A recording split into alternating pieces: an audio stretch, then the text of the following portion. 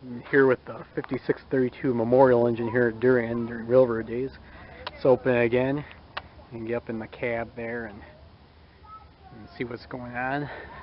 Not much change. They're working on doing some cosmetic work to it, raising funds for it again. Hopefully some of this will change where it's cleaned up. But otherwise, it hasn't been in that bad of a shape since coming here in 1961. You know, look at last year's video. You know, it's built in 29 by Baldwin, and it's a Pacific type locomotive, 462, and lots of work needs to be done to it. But it's in a lot better shape than the 5030 down in Jackson, which is a bit smaller of Grand Trunk Pacific, an earlier build. So this one's actually in pretty good shape, depending on how you look at it. The drive rods here have all been painted over the years, and see the paint's kind of coming off, but it's going to be a work in progress. It's not welded to the rails like some engines are, just stops right there, little chocks that have been bolted on. There used to be lit up in places on here. You see the cord still running to it in places. Here we have the water pump, similar to what's on the 1225, just a bit of a different design. Got the hose and the pipe running from the tender. We got the blow down here, and this one, just like on the 1225, empties through a pipe up to the muffler at the top, which is a separator that separates the steam from the water. And I don't see the drain pipe, so it must be on the other side, just like on the 1225 is. You got your air compressor up here, and that works the brakes on the train, and there's the tank reservoir to hold it all in. You got the spitter valve right there. Well, no, that's not the spitter valve, that's the air intake valve. Sorry. There's a spitter somewhere on there, though. I don't see it. It's probably somewhere on the other side. There might be one on the other tank to get rid of condensation, just like on other steam locomotives and on diesels, and any other engine that has air brakes, actually, just to get rid of condensation. We got the rods here for the valve gear, and the reverser bar in there, linkage actually goes underneath to the other side. You can see it right there and going up there. So, okay, yeah, everything's pretty well intact on here, except like I mentioned last year, there's no jacketing on it except up on the steam dome there. And we've worked on it several times over the years to try and keep it looking okay. C doesn't really take as great a care of it, but hopefully that'll change in the future. Got the tender back here, and see that coupler with the air hose and the steam line there for if your passenger cars were steam heated and other things on there.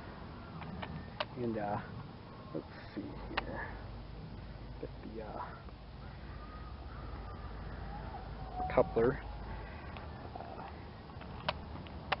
Still works. Yep. There, the pin dropped in there. Don't see any wasp nests around, at least not live ones. So they took priority to clean that off. You got the backup light on there. I'm going to go up in the cab now and get you a look at that. A little bit of a closer up view of the steam dome. You can see the helmet cover on there.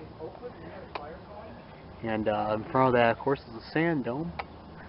You know, beyond that is a smokestack and then the bell. And it had an automatic ringer on it, just like the 1225 does. It can also be hand run if they run a string to it, So that way the bell will go up and down, just like that with your hand. And of course the air valve makes it the same way. Looking down here on the catwalk, you can see the extent of how the jacketing and lagging has been removed. Pretty much all of it, because it would have been asbestos, and that's a no-no nowadays. Don't think there's much left on it.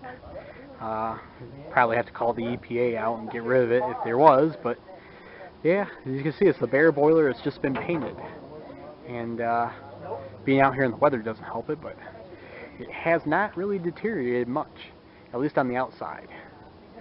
You can see up here the cover for the turret and the safety valves right there, the 3 valves beyond the steam dome, still up there. Not sure if those are the real ones or if those are mock-ups. If they are mock-ups, they're pretty nice ones. So got the railings and the conduit running off of it, and down there you see the reverser rod.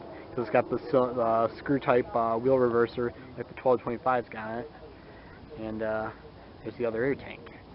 And down here on the firebox side, you can see the other blowdown on this side, and where that pipe goes up to the separator just in front of the turret cover. And there's so not too badly deteriorated. They're actually going to look at maybe running it. I'll get someone to talk to you about that. Which wouldn't be bad. Okay, we're in the cab now, and just like last year, it's all the same. Except, I did get the doors all open all the way, and I got a flashlight now, and you can actually see the bricks laying on the on top of the grates. And if you remember last year, I was able to get just part way in. You could see that these are the drilled hole grate pieces, and not the slat pieces like we got inside the 1225. You look up here, you can see the excuse me, the thermic siphons and the water tubes on either side of them. And beyond that, you can see towards the throat sheet, and beyond that, the tube sheet with the ends of the superheaters plainly visible in there. And you can also see the cinders and ashes left in there from when the engine stopped running. If you also look on the sides here, you can see where water has dripped through the stable pieces that rusted up from condensation, most likely, not from leaking, as one would assume. Let's see here. You can see the crown sheet up above, and if you notice, like I said, it's a superheated steam locomotive, so all the tubes, they got 2 different size tubes in there. The smaller ones, which do not have the superheaters, and the larger ones that have the units inside. And see the doors here, butterfly doors, just like we got on 1225, and 464 has them, and 765, and all sorts of other locomotives. We got the tray here, for the lubrication cans. Lights still don't work. We'll eventually get those set up once we get the money. Right, Bob? Right. Bob Conrad here. Good friend of ours, and Ethan's next door neighbor, really. Exactly. Yeah. You could tell some stories about his family. I torment him. I torment him daily. Exactly. He's sitting in the fireman's seat. Point out the stoker controls there. I'm sure a lot of people who watch the videos already know. But yeah, he's got all the steam apparatus right here. And down here by his feet are the jets. And then right down there are the levers for the grates, which we put this big lever in. This is kind of dark. Yeah. Yeah, light that up so you, man, that's a dark shaft right there. Here we go. So you get, it's kind of the same as the 1225s. It looks pretty similar. So, yeah, I got the pedal on the floor just like the 464 has. 1225s, of course, is ingrained into the floor, and then here's the stoker screw hatch. We got the covers on either side of it here. So I don't think I said that last year what the difference was. So that's the difference. This one being inside, so you gotta be able to take those off from the inside, whereas 1225s is underneath the cab and goes straight into the firebox from the inside. So maintenance-wise these days, this one would be hard to do. Got the and you can see the drain pipes are also different. They actually go right by the doors, so I wouldn't want to get caught in between there, but I'm sure somebody has at one point. Got the wire glasses up here, and unlike the 1225, you don't have a lever valve. We actually have the turn knobs. And of course we got all the manifold controls for the steam, different apparatuses that we run, just like on 1225, but this is a different display because this one has a smaller setup. The pipe on the front, that all the valves run off of are kind of different. I don't know what kind of setup that is, how that pipe looks, but you can get an idea. Just because this is a smaller locomotive, having all the same controls on it would require a smaller pipe coming off the boiler. So the turret valve on this one, it must be a smaller shape. We got all the gauges up here left from before. I'm actually getting better footage than I did last year, just based on how this is showing up on my screen. So yeah, we're all up in here and looking at. And Bob, you want to tell them about the future? Well, the main purpose that the city would like is to keep it preserved. We got the National Railroad Memorial here. National Railroad Memorial is not. It's different. I mean, the National Memorial deals with the park, but within the park, the steam locomotive, the baggage car, the tower, the cabooses, all the rolling stock will be a part of that, which will be owned by the city and to be preserved. Okay, so just like the depot, it's all separate. Yeah. In a way. Yep. Okay. Exactly. So the future of the locomotive you were talking about before, Right long-term. now, mainly long-term is to get it preserved, static, cleaned, and set, and then they would look at operation down the road, depending on the inspection of the locomotive. But right now, we're talking static. Okay, so long-term wise, it's looking to get into better shape here. Yes.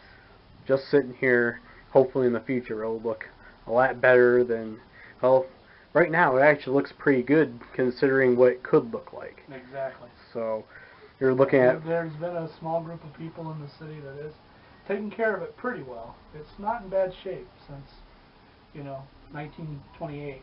Yeah, I mean. It's been sitting here since 1958. Yep. They moved in here, and it was already retired by that time, and that's when it's sat here ever since, the same spot.